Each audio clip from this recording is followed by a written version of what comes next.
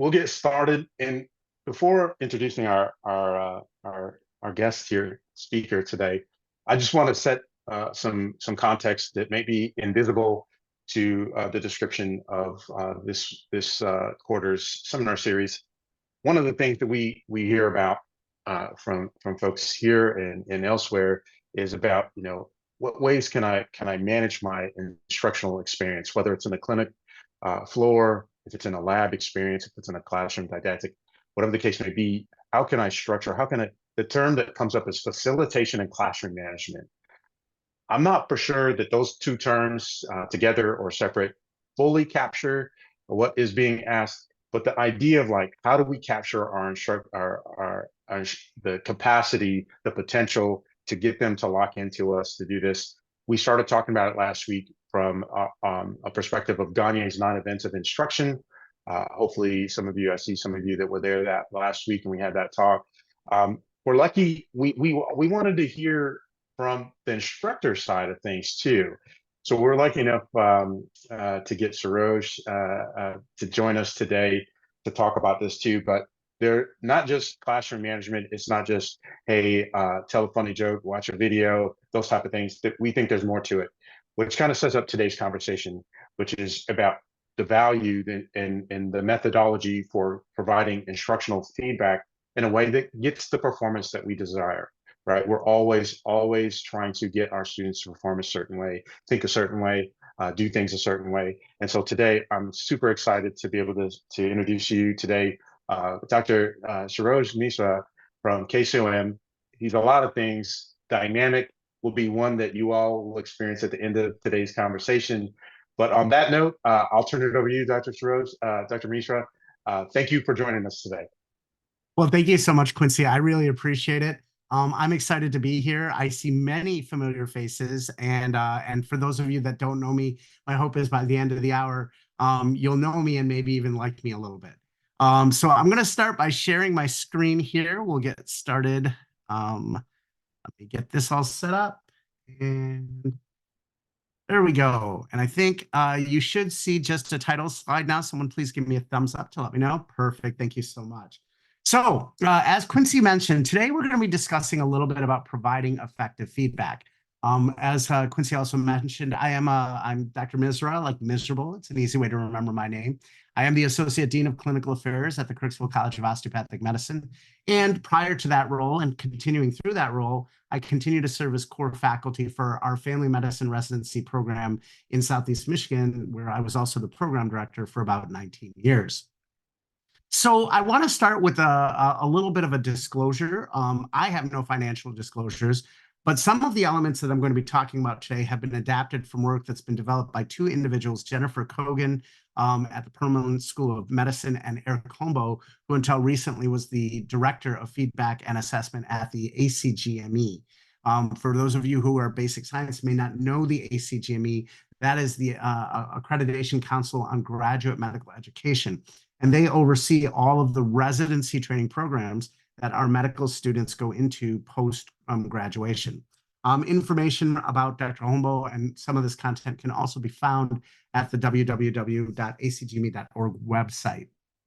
Before we get started, I want to say, I know that some of you are basic science faculty. I know that some of you may be clinical faculty. Some of you may be in an administration role as well. And this information about feedback can work in a myriad number of ways. And I would encourage you to think about when and where do I give feedback to my learners, and what is the approach or what is the methodology that I'm going to be using. Today, I hope to talk a little bit about why feedback is important, and then also talk a little bit about ways to do that. But before we get started, I want to show you what I like to call an example of the worst feedback. So let's watch this video clip. Great. Thanks for coming. Don't speak.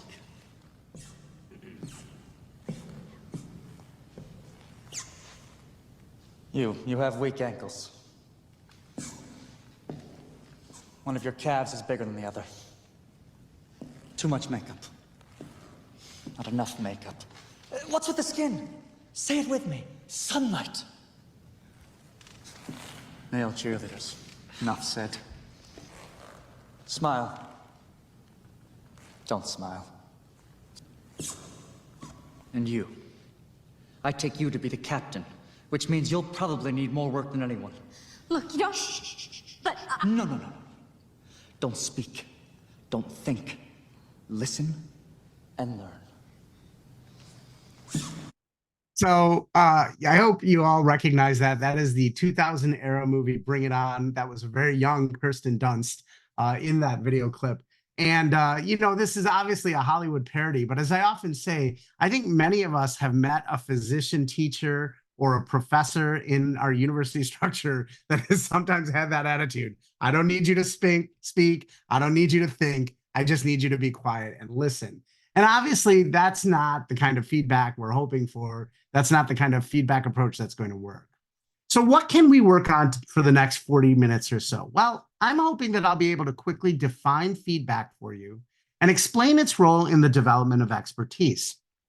We're going to talk briefly about the differences between feedback, evaluation, and criticism, because I think it's important for us to have a unified understanding of what these terms mean. I'm going to talk about the 7 characteristics of quality feedback, and I'm going to identify a framework for giving feedback. And lastly, we're going to talk a little bit about how to close the loop on feedback that is given using coaching.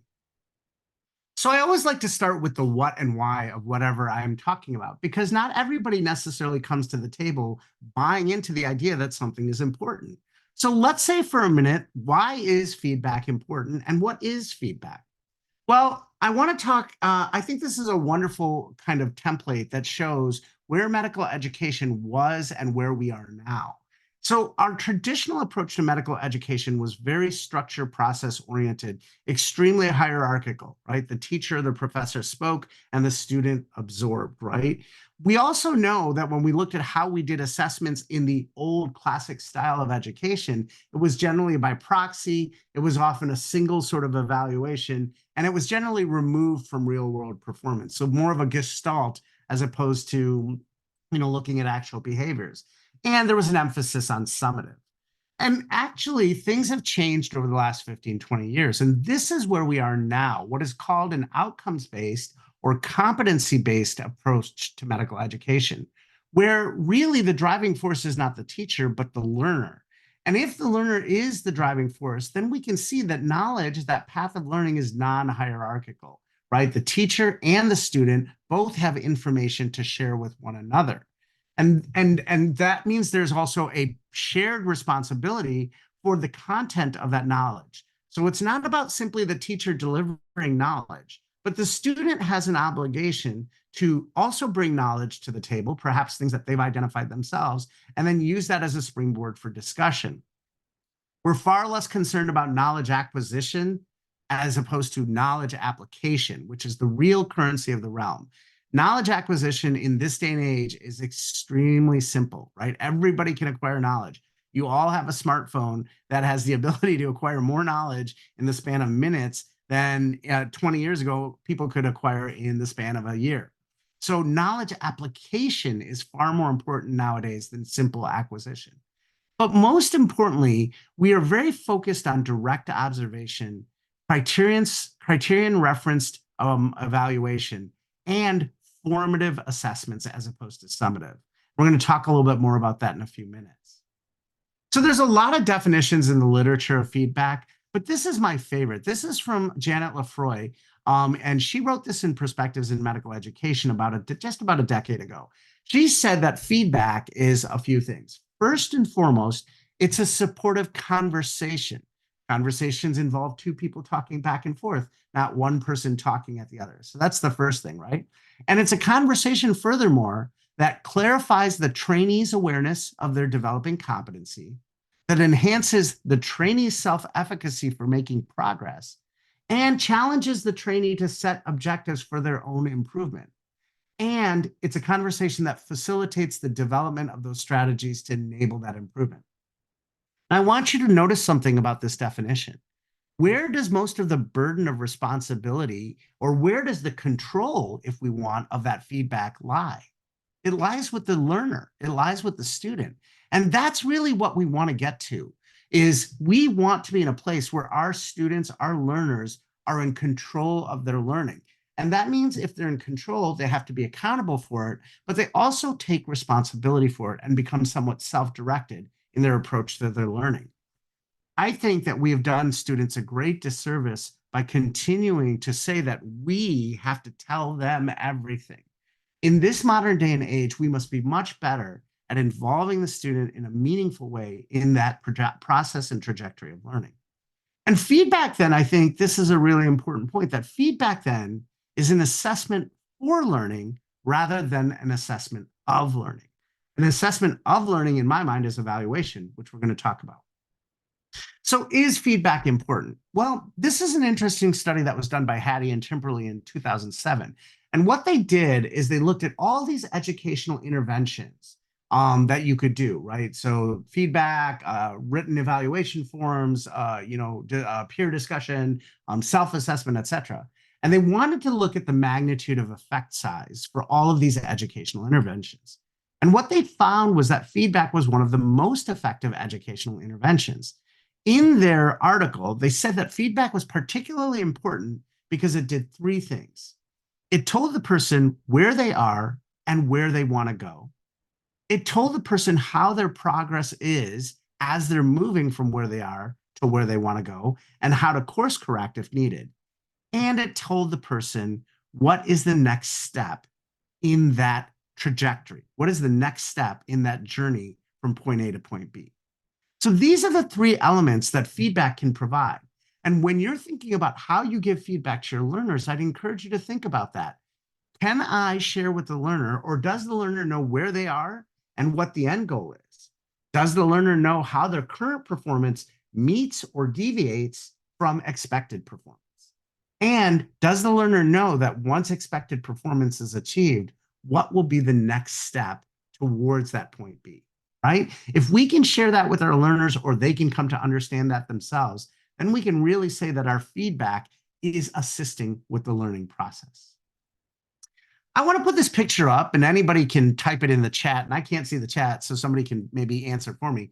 But I have 4 people here on this screen, and I wonder if anyone can tell me what they think these 4 people have in common.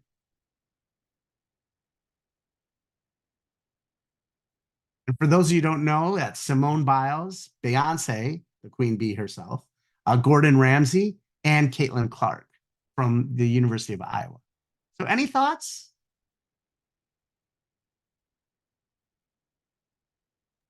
All right. Brenda I think. Yeah, Brenda mentioned success in their fields. Marcy, you talked about overcoming failure to get to success. Excellence comes to my mind. I love it.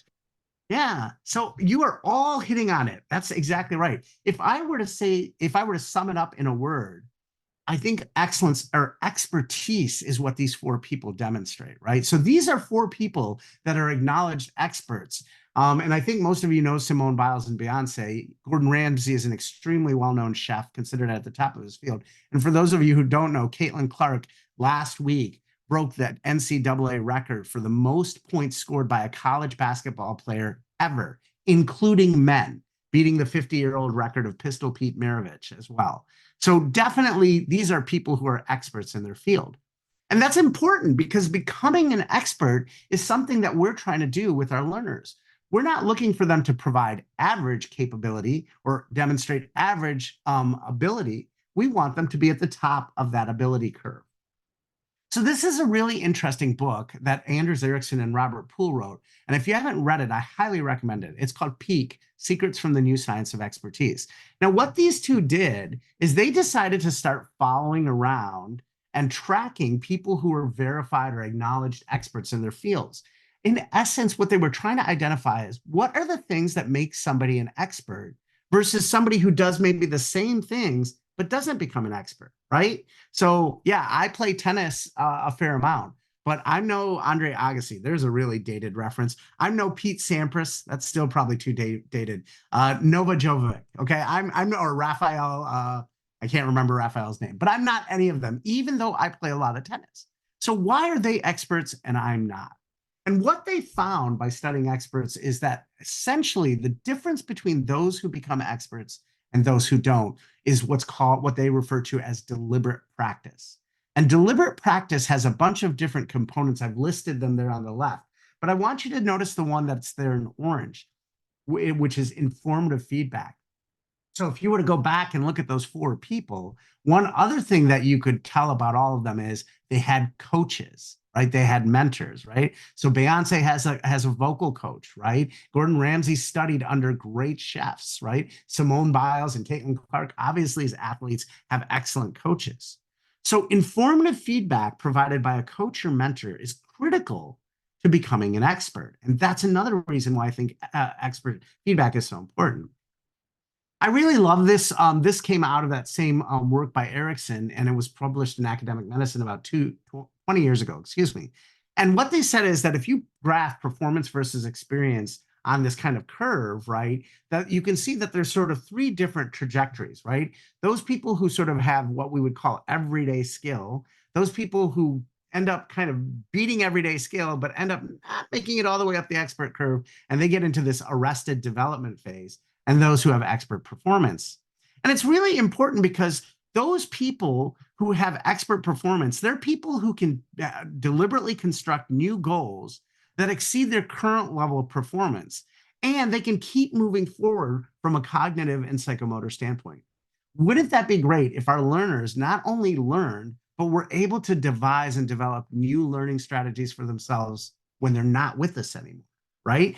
That's what expert performance looks like, right? I often refer to that as the self-directed, proactive, lifelong learner. Those are the 3 hallmarks of high expertise in learning. People who end up in that arrested development phase, what happens is that their additional experiences in the same task don't improve or refine performance. That's me playing tennis, right? I play tennis a lot, but I'm not getting better at playing tennis, right? But that's because I'm not engaging in deliberate practice. I'm doing it recreationally, right? And unfortunately, there are those people who get into this place where they get into what's called autonomous expertise, where despite having more experiences, any unfamiliar domain becomes increasingly automatic. So the way I put this clinically is, this is the physician who learned that when a patient has high blood pressure, you put them on a water pill. And then every patient who comes in after that, they put them on the same water pill at the same dose. Doesn't matter what their background is, what the context is, they just know how to put people on a water pill for hypertension. That's autonomous expertise. They're technically doing something right, but they don't know why they're doing it. And if the context changes, they don't know how to adjust or adapt, right? And we don't want to be autonomous experts. If someone says, you're an autonomous expert, smack them, because they're actually talking bad about you, okay? So I don't know how many of you read Japanese kanji, but this is a Japanese word, and it's actually made up of 2 separate kanji symbols, right? So the first symbol here is kai, meaning change, and the second symbol is zen, meaning good. And together, these make up a word, kaizen. And kaizen literally means change for good, or change in good, or the process of constant continuous improvement. Now, kaizen is a really interesting concept, and it's probably most well known because in the 1960s, the US was dominating the auto market of the entire world, right? Henry Ford in the Model T was considered the best car out there. But a weird thing started to happen in the late 60s through the 70s and 80s. And that was that Japanese automakers started to make better, more reliable cars at lower costs and faster. Many people attribute the start of that Japanese automobile revolution to the introduction of the concept of Kaizen within Toyota's auto factories. And there, what Kaizen meant was that anybody could stop the production line if they saw an error occurring, even someone on the line. And when that happened, all of the people would come together and they would stop and they would troubleshoot the problem until they came up with the solution. Kaizen is also considered in Japanese culture something that you always practice or practice for life but never master. Common popular examples of Kaizen in Japanese culture are bonsai trees, as well as Zen gardens. These are things that you can continuously work at for an entire life, but they're never quite done, and you've never quite perfected it. So this concept of Kaizen is really important, right? Because we are aiming for expertise and we want to be continuously improving. We never fully reach the end of that expertise curve. But if we're not pushing ourselves for constant continuous improvement, then we're not approaching expertise. And feedback is necessary for constant continuous improvement. I'll show you one other reason that I think is really important. Some of you may be familiar with this academic concept of a Johari window. So Johari windows are where you put two variables on an x-axis, let's call them A and B, and two variables on a y-axis, let's call them X and Y. And they make a little window because there are four possible outcomes. You can see it in the top corner there of this slide, right? Well, what I can tell you is that if we were to do a Johari window of self-awareness, on the x-axis, we might put what is known about us to ourselves and what is not known about us for ourselves. And on the y-axis, we could put what others know about us and what others don't know about us. Now, as you can see, that is going to make four different possible outcomes, right? That which is known to us about us and that which you know about us, that's in the public arena, right? So I am an Indian male. You can see that about me, you know that about me, and I know that about me. So that's in the public arena. That which is known to me about me, but you don't know about me, that is what we call masked information. So for example, if I told you that I was a huge fan of the Marvel Cinematic Universe and Iron Man, you didn't know that up until now, but now it's in the arena. But before, it was masked information. And maybe it should have stayed masked. And then there's that which is unknown to myself about me and unknown to you about me. We call that the unconscious. And the unconscious can't be revealed easily. That just comes into the arena on its own time. But the area that I'm most interested in is that which I don't know about me, but you know about me. This is what we refer to as a blind spot. And we all have blind spots in our professional makeup, right? There are things people know about us that we don't yet see about ourselves. A perfect example. So when I was started as a faculty member, I was giving tons of lectures. And about 9 years into teaching, one of my residents came up to me and they said, you know what, Dr. Misra, you give great presentations that are very detailed with lots of information, but you take like 50 minutes to explain what somebody else can explain in about 8. And I never realized that. I never understood that. And I was like, oh my gosh. And then I started looking at what I did and I was like, I did. And so then I started to work on creating better presentations that were less data heavy and more hitting big picture points, right?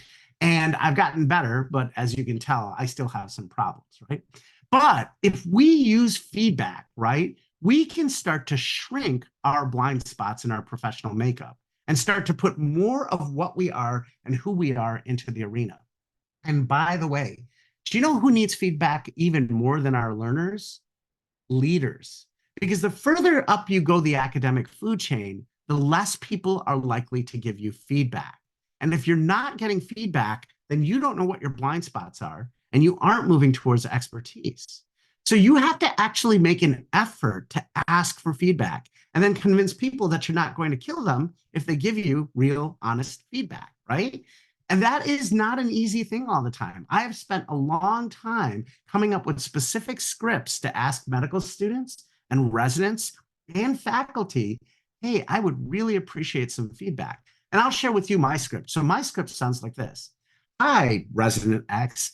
I was wondering if you'd be willing to give me some feedback. I really appreciate positive feedback. It definitely makes me feel good about what I'm doing. But what really helps me a lot is constructive feedback, because constructive feedback lets me start to figure out how I can get better. And I'm always looking to get better.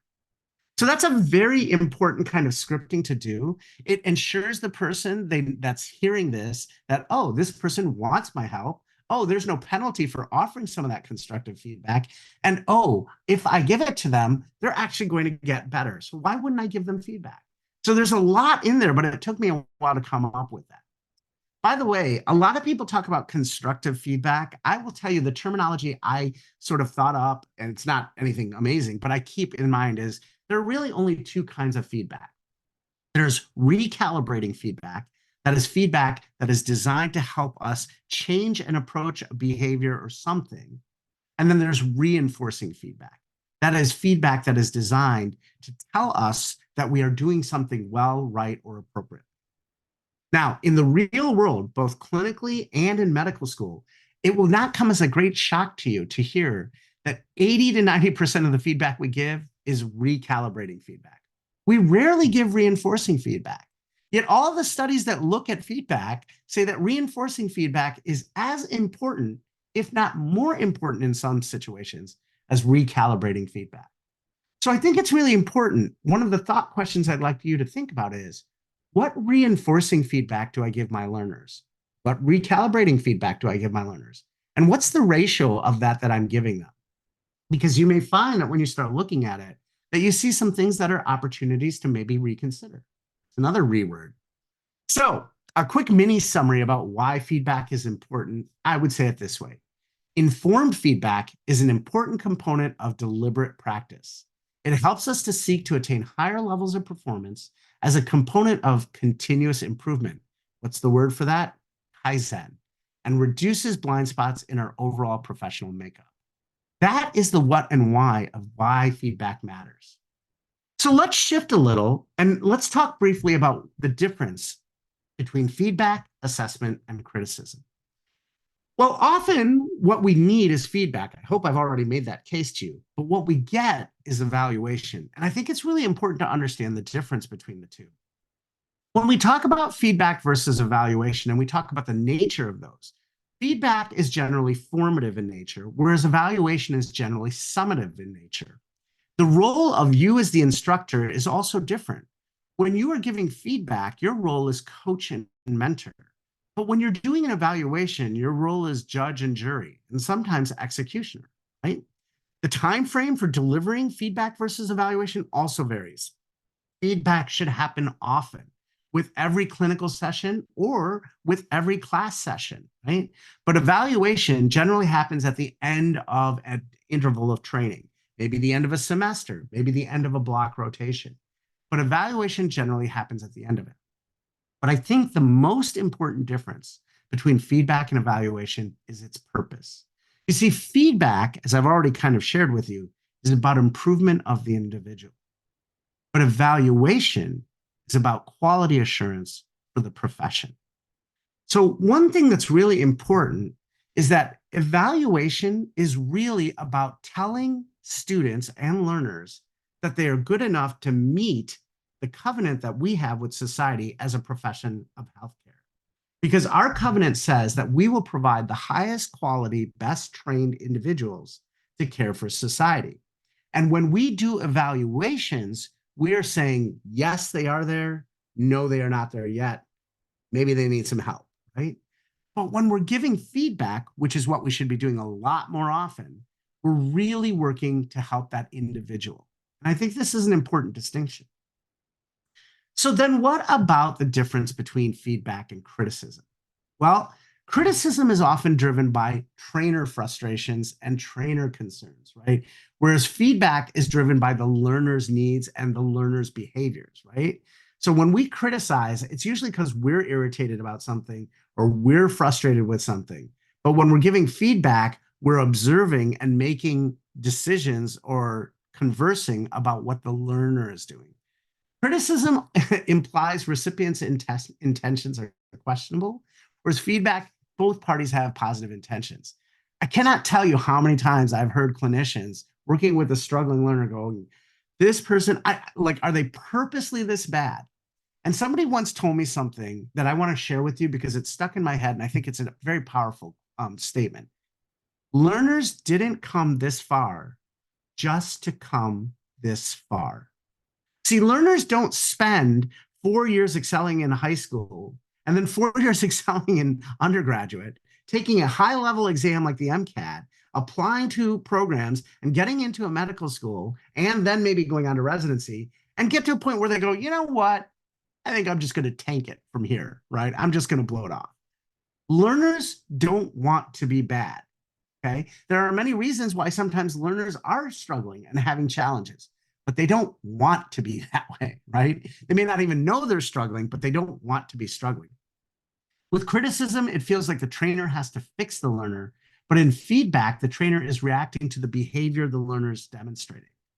And most importantly, in criticism, it's all about the learner. They're the problem. In feedback, it's not that there's a problem. It's all about perceptions, observations, and figuring out if we have the right facts and the right perception. So we want to go from a place of saying, how could you not know that? How could you be that dumb, right? To my observation is you're unsure here. So let's figure out what we need to do to help make it that you feel competent. So how do we convert criticism? Well, these are 3 really good rules I love. The first is to focus on intention. Are you more interested in helping your learner or more interested in blaming your learner? Those of us who are trying to go from a place of criticism to feedback, we're focused on how we can help them. You need to have heart. Trust me, there are times where I have some residents that are really struggling and I have to think really long and hard about, why do I love this learner, right? We don't always love our learners, but when we're trying to help them, when we're trying to get away from that critical approach, we have to find why we love them. What's good about them, right? And we need to be moving forward. That is, are we more interested in talking about what happened in the past and blaming? Or are we more interested in preparing and improving for the future? I highly recommend you keep these ideas in mind when you're feeling like I'm getting really critical of my learners. Here's ways to go from a place of criticism to a place of constructive feedback. And that's a great segue to talk about, well, what is quality feedback? What are the characteristics? What do we need to think about? Well, normally this is a place where I would make you do this activity, but I'll ask you to reflect instead. I want you in your minds to think about, either in your own career trajectory or your learners where you worked with them. What was an example of feedback that went well? And why did it go well? What were some of the characteristics you exhibited, right? We're not going to obviously pair and share here because of the nature of this. But this is a great reflection question. And you can reflect the other way too. Think about a feedback session that didn't go well. Tell yourself or ask yourself, why didn't it go well? Right? Because that's what we really want to understand. And I know sometimes it can feel like it's a high school musical with all that drama and things like that, but that's not really what we're looking for here. So what are the elements of good feedback? Well, I told you that there are 7 of them that I was going to share with you. First of all, good feedback is goal referenced. What was the point of this learning? Your learners, if they don't know what the goal of the learning is, then they're not going to understand the feedback you're giving them, right? Remember point A to point B. They need to know what point B is. And I know if you're a basic science faculty person, you're probably at this point going, Dr. Misra, we put all of that in the syllabi. And I'm going to tell you right back, random basic science faculty, they're not reading your syllabi, right? They should be, but they're not reading your syllabi. And by the way, it's no better in the residency world. We have a resident manual. We ask them all to read it at the beginning of the year, and none of them read it, right? I liken it. It's like the paper or digital version of like when you open your Apple Music, right? And there's a 42-page scrolling document of like everything that you're supposed to know that you agree to legally, and you just click agree, right? So it's human nature not to read these things. So think about starting out your session at the beginning of the block if you're basic science, or at the beginning of a rotation if you're clinical faculty, with talking about the goals for this session, right? And you can even do that on a micro level. Here are the goals today. Here's what we're working on today, right? They need to know what the goals are, so they know what the feedback's about. Good feedback is tangible, right? It's something they can see the results of for the goal, right? Because tangibility means that they can understand what to do about it. The worst example of intangible feedback I got once, or I saw once, is when I was a student and I was watching this surgical resident working with a surgeon in the OR. And the resident was holding a retractor, and the attending physician was just getting angrier and angrier and angrier. Finally just said to the resident, can you please just for a minute stop sucking, right? And it was so sad because also the resident wasn't actually holding suction. Like I said, they had a retractor. But I kept thinking, how does that resident know what to do? Like, what does it mean to, like, I'm sure the resident doesn't want to quote unquote suck, but there's nothing in that commentary that gives them direction, right? So they need to know what the tangible results of the goal are. Good feedback is transparent, right? And this is particularly important with millennial, Gen Z, and Gen Alpha learners. They are people that live by explicit instruction. because their mommies and daddies have been giving them explicit instruction since they were little babies. And unfortunately, that means that all they know how to do is exactly what they're told. So the many things that you or Gen X or baby boomers that sort of learned by implication or learned by doing, they have not been given that. They don't have those same experiences. So you have to be very explicit and clear about what's expected. And that doesn't mean you have to be condescending. So you may have to say at the beginning of your class, in our class, we prefer students to be facing forward and paying attention. This means we expect your screens to be closed. This means that we expect that your phones will not be in your hands and you will not be utilizing them unless instructed to do so. Those are the rules of engagement for our class, and I hope that you all now know what we expect of you. That's the kind of explicit instruction that sometimes we have to give. But once that is clearly stated, guess what? Then you can hold them accountable for it, right? If you're in that mindset of, I can't believe I have to tell them these things, yeah, I can't believe I can't dunk either, but that is the reality of life. So let's deal with it and move on. Good feedback is actionable. Goes right back to the comment about the surgical resident, right? Is your feedback concrete and specific? Can the learner take steps to move forward from that feedback? If you just say, you're bad at this, or you stink, right? That's not very actionable feedback. It doesn't tell them what are the steps they need to take to not be bad or stinking. And by the way, reinforcing feedback is generally also not actionable, even though it should be, right? We say, great job. What was a great job? I did 22 things just now. I'm not sure which of those was great and which wasn't. But if I said, Quincy, you did a great job of setting up our presentation today. You had all of our tech stuff ready to go. You made small talk with the speaker at the beginning. Those are behaviors that I want you to keep doing. Now Quincy has actionable reinforcing feedback. So think about it. What makes something actionable? What is the concrete specifics we need? Good feedback is timely. Are you giving the feedback at the time when it is valuable? Sometimes we wait to give feedback till the end of a block, and that's okay, but it's not ideal. I think often we should be doing that formative feedback really at the time that you're seeing or observing what you're observing, right? And so you need to make sure you're doing that, but you also need to consider maybe this isn't the right time. In the medical world, a perfect example of that is I once saw a doctor working with a resident. The resident had just run a code and the patient had expired. And the resident was extremely distraught about this. And the attending was like, I want to talk with you about things you could have done better. And you could just tell by looking at the resident that psychologically and emotionally, they weren't in a place to hear it. That didn't mean they didn't want to hear it. It just meant they weren't there. They weren't in the place to hear it. And that is particularly true, again, of our younger learners. So you can always start out by asking, right? Is this a good time for us to talk? Or should we maybe talk tomorrow morning before class or after class or before rounds or whatever it is that you're doing, right? Negotiate or even set a time for when that feedback's going to occur. Is feedback ongoing? That is it formative? And I've explained that enough, so I'm not going to give you another example. And lastly, is feedback consistent? That is to say, are you or people who have a shared mental model with you about how to give feedback, are you the ones giving the feedback over and over and over again? Right? Because if you're not, then your learner is having to adapt to a bunch of people with a bunch of different feedback strategies. And that can be particularly challenging, right? So one of the things that can help with that is shared mental modeling. And I'm going to show you a framework for feedback to enhance your shared mental modeling in a few minutes.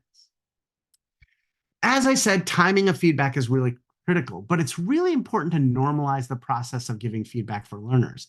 The first time I decided, okay, I'm going to give feedback to my chief resident while we were seeing a patient, he totally panicked. You know why? Because no one gave him feedback. And in our academic and clinical structures, generally speaking, historically, we have been taught that if we are getting feedback, we are in trouble, right? And that is the problem. Because feedback is not normalized, because we don't do it often, people think that when they're getting it, it's immediately going to be, I'm in trouble. And then all they care about is thinking about the fact that they're in trouble, right? So as basic sciences faculty or clinical faculty, you should be discussing within your departments or in your specialty, when should we be giving feedback? What type of feedback should be given and for what circumstances? And then how should we follow up on the feedback we give? That's because you want to get everybody on the same page, right? That's how you make sure that the feedback is consistently delivered. It doesn't have to be identical. It just has to be delivered the same way. Learners often don't know how to accept feedback and they don't know what to do with it. So you also have to prepare your learners. So just like I told you, there are rules of engagement you might want to set at the beginning of your, time frame, right? You can even do a feedback presentation, right? And this could happen at the beginning of an educational block or a clinical block. You can define quality feedback. You can explain to your learners, here is the purpose of the feedback we will give you. And you can explain, here is your role. Here's what we expect you to do with that feedback. And here's what we're going to do to help you with that feedback, right? And I know you're like, but these are high functioning postgraduate students. I'm here to tell you, yeah, I know they are, but they still don't know some of these rules. So take maybe the time, maybe 30 minutes of your first day to talk about feedback, what it is, why it's important, and how it's going to be used in your class or your rotation. Okay, so now we're going to talk about tools for feedback. But because I was only given an hour, we're going to talk about one card, one tool, right? And the tool that I want to share with you is called the ADAPT model. This model was developed in 2009 by the University of Washington Medical School. And in this model, feedback becomes a conversation, which can be initiated by the learner or by the trainer. And it also assesses the learner's insight. The learner is the one who usually identifies areas for improvement, and then the feedback is tailored to the learner's perceptions. Now, if you read all of that really carefully, and you go back and you think about what I said, Janet Lefroy said, that feedback is, this framework, I think, is really good because it meets a lot of what she talked about as being good feedback. So let's look at this framework. And by the way, I'll make sure that the TLC Center has a copy of this framework. But if you need it, you can see the website down there at the bottom, and you can just look up University of Washington Medicine ADAPT model. So in this framework, I'm going to go through it very briefly here. The ADAPT stands for ask, discuss, ask, plan together. Okay, that's what ADAPT means. Now you'll see before that, there's the prepare and perform, and that happens before you actually get into the feedback session. So the prepare is preparing for the observation or preparing for whatever the student or the learner is going to be doing, and then performing that thing, and then we get into the ADAPT model. So let's break down the ADAPT model. So the first A is for ask.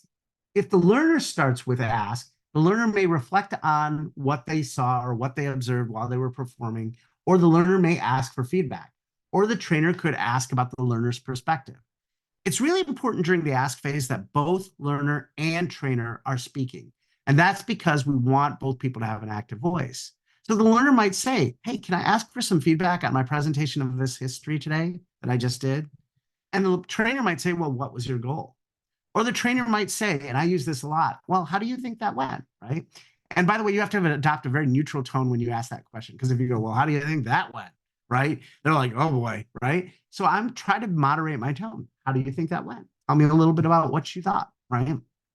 This is really important because it helps to build the relationship and helps the learner to trust you, right? That you're not immediately going into a judgment or an assessment, that you're really there to have this conversation. You might also say, what didn't go as well as you hoped? I don't use that anymore. Now the question I use is, what didn't go as planned? I think that's a much better question, because whenever we do anything, there's only two things that can happen. It either went the way we planned or it didn't go the way we planned, right? So, and so, good, bad, those are relative terms. Some other examples, I'm not going to go through all of these, but these are some other ways to make that ask if you're the trainer, right? And by the way, you can even do this when you're doing end of month evaluations for your students, or end of teaching block evaluations of your students, right? You can put these, you can have them review their evaluation, and then you can do a feedback session using the ADAPT model. And I'll make sure you have copies of these as well. So don't worry about that. So then we get to discuss. In this, the trainer goes over the observations based on the ask, and the learner discusses their own observations. Discussion should be positive, corrective. It should be specific and prioritized, and it should be descriptive, not evaluative, right? And we can't go through everything. So we're going to pick one or two things to discuss. The learner might start by saying, well, here's what I noticed about my performance, right? Or the trainer might say, these are the behaviors I saw. Right? So that's a great way to do the discuss. Then we get to the second ask, which is ask for understanding or ask for clarification. So in the second ask, the learner can ask for clarification of anything they didn't understand from the trainer. Or the trainer can ask the learner if they understood everything and if they need clarification of anything. This is a really important thing because it helps transition the learner to being in control. The learner gets to decide if the feedback given makes sense to them, right? And that's really, really powerful for learners. So the learner might say, could you clarify this point you made, Dr. Misra? You said I used too much medical jargon, but I wasn't sure what you're referring to. Could you give me some specific examples? Okay, sure. Or I might say, as I often do, did what I mention make sense? Was that clear to you? Do you have any questions about it? Right? That's all asked for understanding. And it can lead also into future discussions. Based on what we talked about, is there anything that you might want to focus on based on our observations and discussion? And the PT stands for plan together. And this is where the trainer starts to help the learner develop a plan, not develop the plan for the learner, but help the learner. Because remember, the learner is in charge of their learning, right?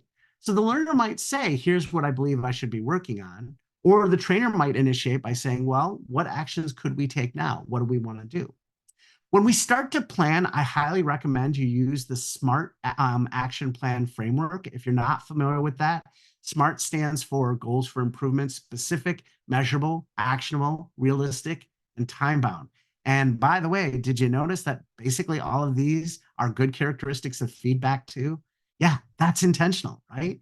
And you don't need to set the goals for the learner. You facilitate the learner setting the goals for themselves, and you redirect goals based on your observations or your expectations. Now, the most important thing, though, is closing the loop. Because if we don't close the loop on feedback, then we never, ever check to see if that performance has improved. And the learner doesn't have any drive or impetus to check themselves, right? So it's important to ensure that the feedback is acted on and that they demonstrate improvement in the domain. But even better is if they can exceed expectations, right? That's that principle of Kaizen again, right? Continuous improvement. In fact, feedback is kind of like a PDSA cycle, right? Because once they get to a better level of improvement, then we start with more feedback to continue to get them to a better level of improvement. You know, it's kind of like the Energizer Bunny, right? It just keeps going and going and going and going. We never stop with our feedback cycle. Ultimately, what is the goal of facilitated or coached feedback? Well, it's to take the learner from a place where they feel external control. The feedback is external to them. They see it as a threat. They feel powerless about it. I'm just here to be judged. And they feel bad about themselves. And we want to help move them to a place where they feel that feedback is in their internal locus of control. This is data for me to use. This is my opportunity to show how I can improve performance. I'll gain confidence by doing things more often and with a different plan. And I'm the one in charge of my learning. And our role as facilitator is to listen, accept, motivate, coach, and preserve dignity. So what is coaching? It's basically what Hattie and Timberly said. It's basically helping someone to get from point A to point B. And feedback and coaching in medicine are really useful together, right? Because if we take feedback alone or we take coaching alone, they're great. But if you put them together, they are particularly synergistic. Not unlike if you take chocolate and peanut butter and you get something far better than either one alone. And I will debate till the ends of time. Reese's Peanut Butter Cup is one of the best snacks ever made. I also want to point out or allude to this book by Douglas Stone and Sheila Heen called Thanks for the Feedback. I love this quote from it. They said, we think that how we receive feedback is actually more important than how feedback is given. But realistically, you can be the most skillful feedback giver on the planet. But at the end of the day, the receiver is in charge of what they let in, how and whether they choose to change, which means that they have to be in the right place to receive feedback. And there are some situations that can be difficult. I'm not going to go through all of these, but a lack of awareness, a lack of insight, or a lack of knowledge are often things that can be challenges. And there are solutions to those. And then there's a lack of receptivity, right? Those kids that you're like, I know you didn't come this far just to come this far. So what's going on? That's when you need to look for underlying causes. We often talk about the 7 Ds. There's 2 more in here somewhere, but these are the 5 that often. So when we see struggling learners in the clinical world, I will tell you that when we start probing, we tend to find they're distracted by something. Maybe they're going through a divorce. Maybe they're having a challenging time with their child, right? They're depressed, maybe doing illicit substances. They have a medical condition that's contributing to a difficult time for them receiving feedback and learning.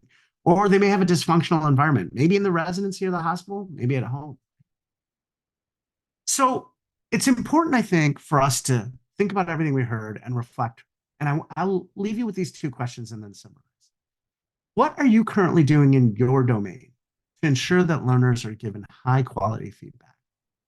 Maybe even more importantly, what will you implement in the future? How can we plan together to give better feedback in our environment? Well, I'd like to put this all together for you and just summarize briefly. So what I would say is feedback is an element necessary for professional development. It allows us to address blind spots as we pursue excellence, Kaizen. It is different than evaluation or criticism, right? And good feedback has defined characteristics and occurs in an appropriate time frame with specific objectives after expectations have been met.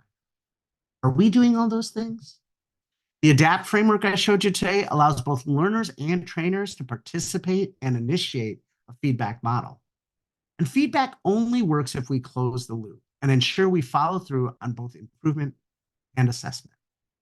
Now, I know that we often think we're pretty harsh as assessors, but for something completely different, I want to show you this. So these are quotes I looked up from actual federal employee evaluations, and I thought I'd share some of them with you. So since my last report, this employee has reached rock bottom and has started to dig. His men would follow him anywhere, but only out of morbid curiosity. When she opens her mouth, it seems that it is only to change feet. Works well when under constant supervision and cornered like a rat in a trap. This man has the whole 6-pack, but is missing the plastic thingy that holds them all together. That was particularly descriptive. This young lady has delusions of adequacy. And maybe my favorite, this employee is depriving a village somewhere of an idiot, right? You know, I was at a conference with ENT residents, and I asked them, what do you want of the people who teach you? And the resident that I was talking to looked at me and he said, you know what? I want them to be the T. Like, what do you mean be the T, right? And so he said, listen, I golf a lot, right? I love golfing. And in golfing, the tee is such a critical thing, right? Because you put the golf ball on top of the tee, it holds it up. That makes it easier to hit the ball. It makes it easier for the ball to go where you want it to go and hopefully end up in the cup, right? And he said, that's really what I want of my teachers. I want them to hold me up and show me the lay of the land, show me where I'm supposed to be going. Help give me some of that impetus and that drive to push me in the direction I need to go, and hopefully be excited when I make it in the cup. And I thought that was a really great analogy. So if you can remember nothing else of today, remember this. Your job, whether you're a clinical educator or a basic sciences faculty educator, to be the T for the student. How can you help to hold them up, show them where they're supposed to go, give them direction, and help them to hit that cup? If you're doing that, then you're probably doing it right. With that, I'm going to end my comments. I'd like to thank you very much, and I'm happy to answer any questions.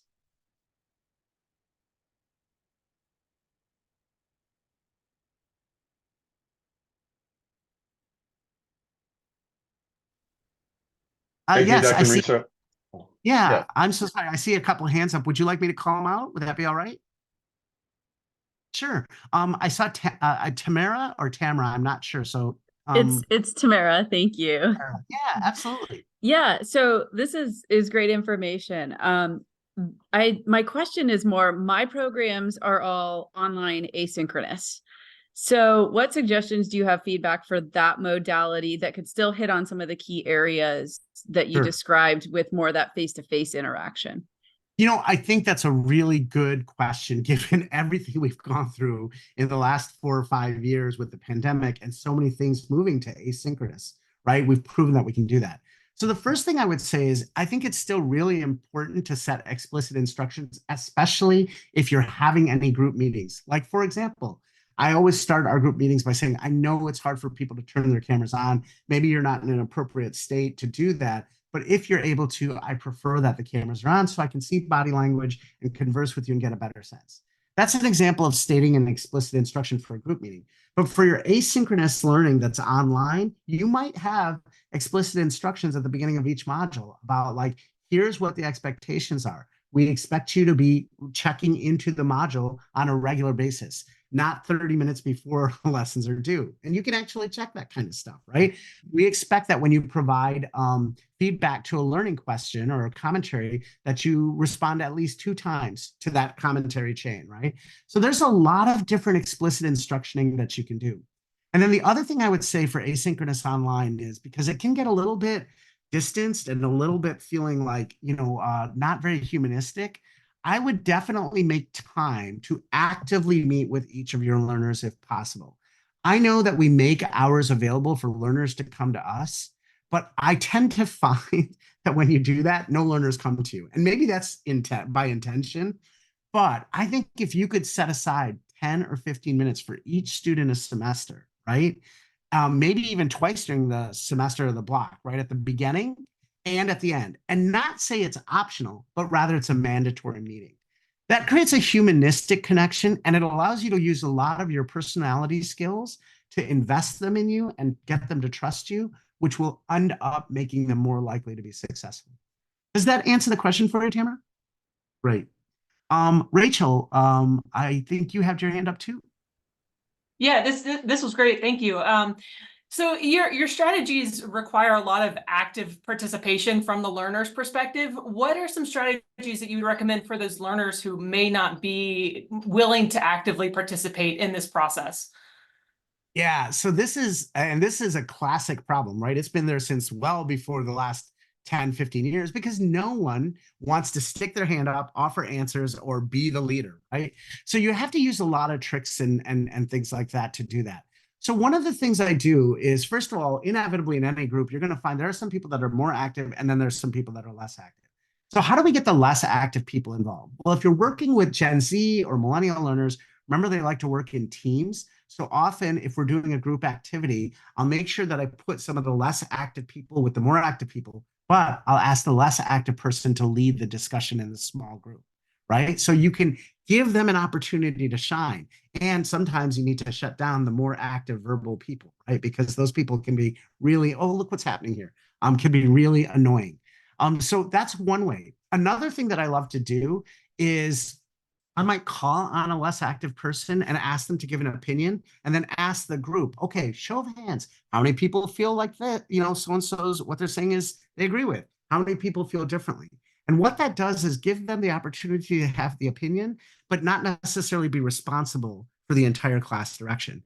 A lot of times I might even say, that's a really good thought, and I wonder how the rest of the class feels, right? So there are ways to engage those less active learners. Don't forget that if you have less active learners too, check to see if there's something that's keeping them from being active, right?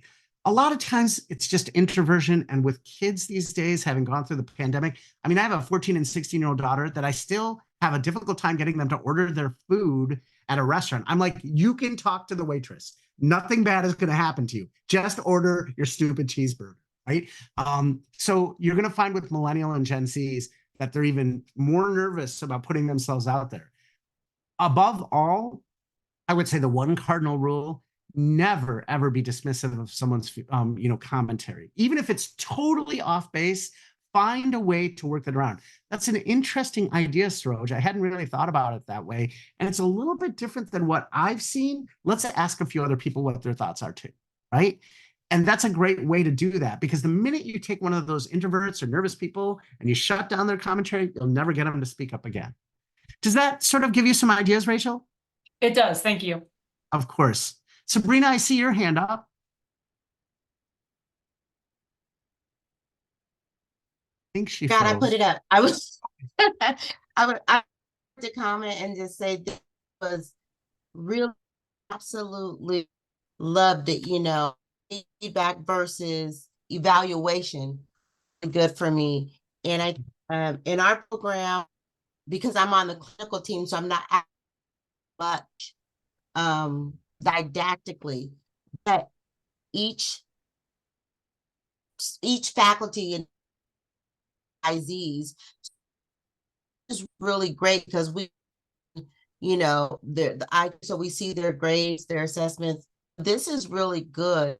And for the different directors of the clinical courses, when they're on women's health road, they belong to me. So I really thank you for this. Well, I'm very happy that you found value in it. And I'm always happy, by the way, to work with any of you. This is an area that I have great value for. By the way, you can use the ADAPT model everywhere. Like I've used it with my kids. I've used it with my coworkers. I don't recommend you use it with your spouse or significant other, especially if they're also a doctor and they know the ADAPT model, because then they're gonna be like, I see what you're doing, right? I have tried that and it's had startlingly bad results. But regardless, yes, I think that the ADAPT model and some of these concepts about feedback are really important. And I think all of us have an opportunity, frankly, to do better at it. Thank you for your commentary. That was very thoughtful. Any other questions or comments before I turn it back over? Quincy, I think it's back to you then.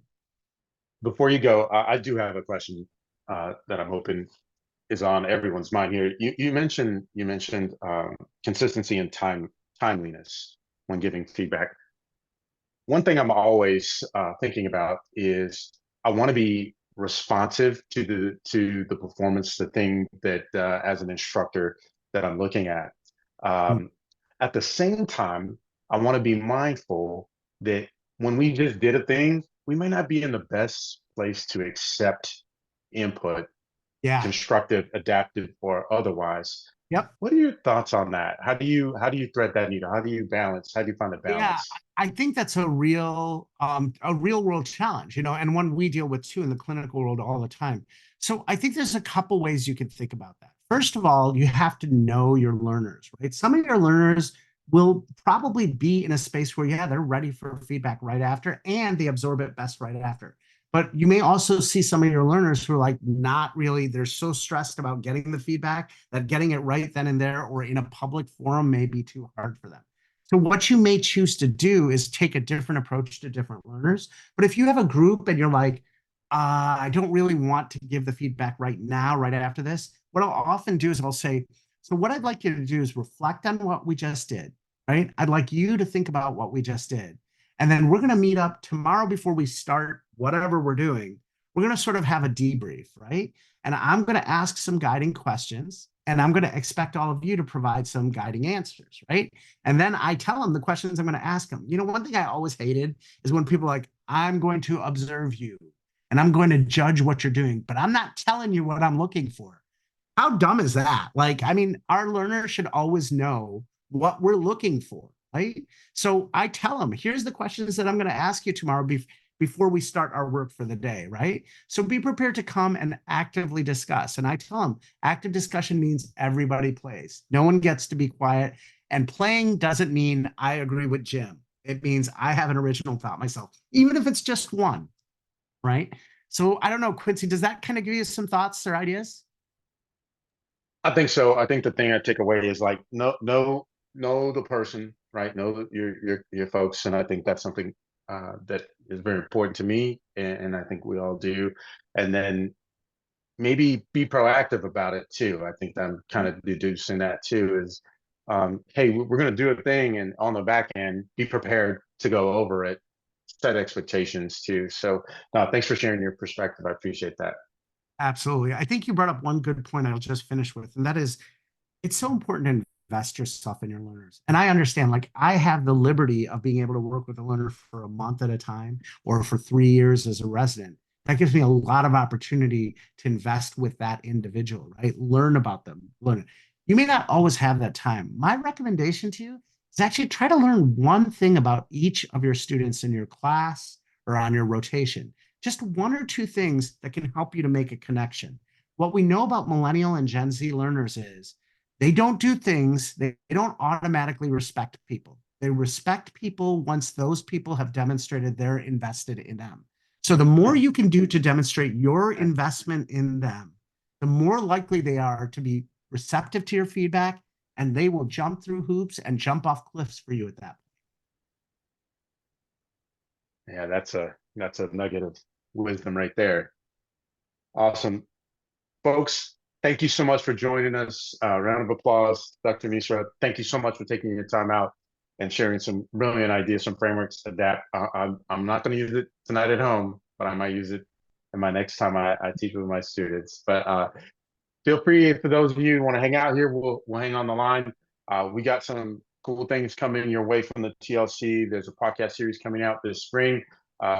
Be sure to keep a lookout on that. We have the EdTech course coming out too. And always check out the Level Up program if you're not always signed up.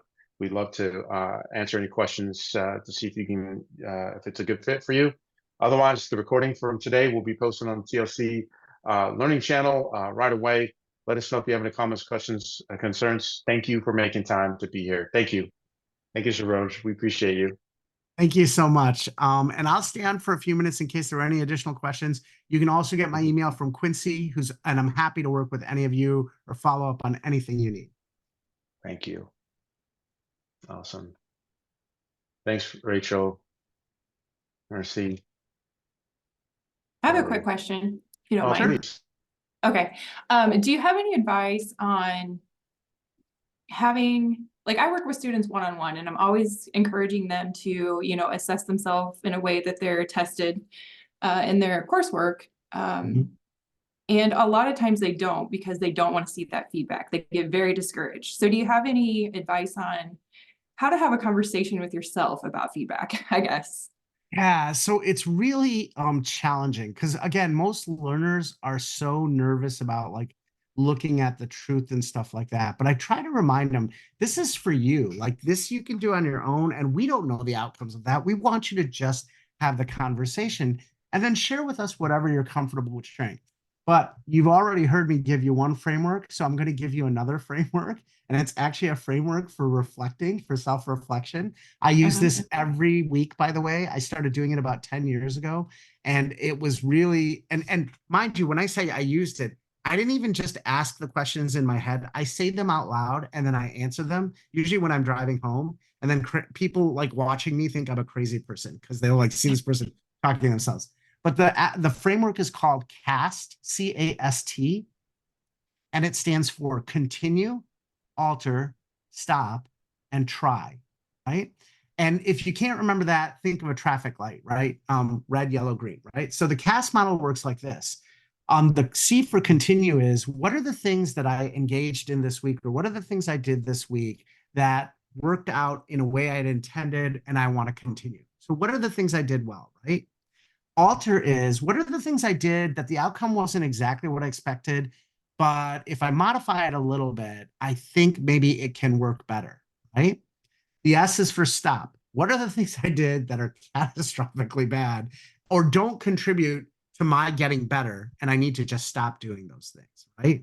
Like, so for me, the S is always, I lost my temper about, you know, fill in the blank, right? Because losing your temper never contributes to any sort of learning process. And then the T is, what will I try differently next? All right. So continue, alter, stop, try different, right? I will tell you, if you can get your learners to ask those, and they, by the way, they have to go through all four. They can't skip continue. They can't skip stop. There has to be something for every single one of those, which really forces them to think laterally and stretch their brains a little bit about themselves and come to some observations. And so you can use the CAST model. They can use that for themselves. Another thing, Marcy, you know, I think that it's always important because our learners are also fearful because they see us as experts and perfect, and therefore they are afraid to demonstrate their imperfection to us. So I will often talk about the things that I'm working on, right? So what is it that I'm working on for my own trajectory of learning and improvement, right? And there are still things I am working on 23 years into this kind of journey, right?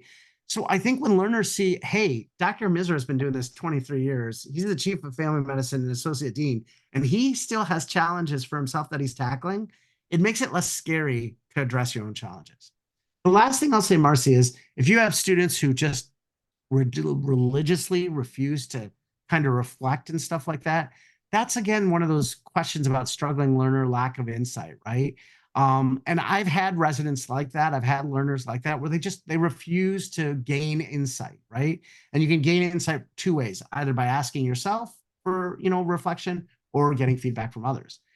And those people who have lack of insight, those are the ones that are really challenging to work with. Those are people I think who need a lot of extra time. And frankly, if I were to be honest, I think a lot of them need counseling because some of them have built up this massive defensive wall psychologically for years where they don't even look at themselves because they're too afraid of what they're going to see. So I'm not sure, Marcy, if that helps, but that's what I've got for you. Yes, I appreciate that. Thank you. Yeah. Any other questions or anything else anybody wants to chat about?